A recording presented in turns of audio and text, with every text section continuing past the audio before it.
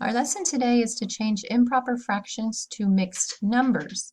Yesterday we did the opposite. And just to review, our vocabulary that we went over yesterday, mixed numbers. What does that mean? Well, it's a number that contains a whole number and a fraction. We see the example here, 10 and 1/2.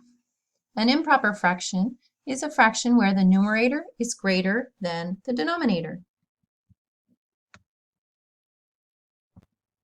So here we have an example of an improper fraction, 6/4. As you can see in the diagram, we've got one square that's divided into 4 parts. That's our denominator, the 4. The 4 represents how many are in the whole. So the square is made up of 4. But the shaded in green and the numbers are how many parts it has. Well, in this part, 1, 2, 3, 4. 4 parts are shaded. That as a fraction would be a 4/4, which is equals to a 1. This diagram next to it, the square next to it, also divided into 4, but only 2 parts are shaded. So that's part 5 and 6. So those are our 6 parts over 4. But as a mixed number, it would be the 1, representing that 1, 2, 3, 4 in that full square shaded, and the 2 parts out of the 4 that are shaded in the second diagram. So yesterday, when we changed a mixed number to an improper fraction, we used a trick, and it was to multiply. So now we need to do the inverse. What do you think that would be? It would be division. Whereas yesterday we multiplied to get our mixed number, our improper fraction, today we are going to divide to get our mixed number. So we start with our improper fraction, which is 8/3. 8 is the numerator. We're dividing it by the denominator, which is 3, and we get 2 with a remainder of 2, because 3 times 2 is 6, and then we have 8 minus 6 is 2. We have 2 left over. So our answer to 8 divided by 3 is 2, remainder 2.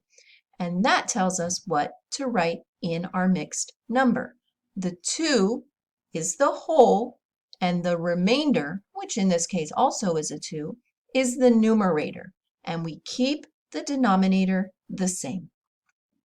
Our next example is 14/5. 14, the numerator, is divided by 5, the denominator, and we get 2 with a remainder of 4, because we know that 5 times 2 is 10, and then if we were to multiply it by 3, we would get 15, and that's more than 14. So we know that the whole is the 2, and what's left over? Well, 2 times 5 is 10, 14 minus 10 is 4, so our remainder is 4. What does that look like in a mixed number? Well, the 2 is the whole, and the remainder is the numerator, and we keep the denominator the same. It's a 5. Here's our next example, 18/7. 18 is the numerator. We divide it by the denominator, and we get 2 with a remainder of 4, because we know that 7 times 2 gives us 14. If we tried 7 times 3, that would be 21, and it would be too much.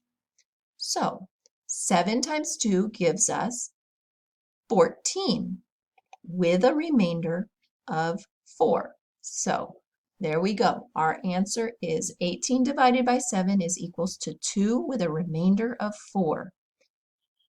Our mixed number looks like this. 2 is the whole number, 4, the remainder, is the numerator, and the 7 is the denominator. It stays the same. Now it's your turn to complete your activity in Seesaw. Good luck.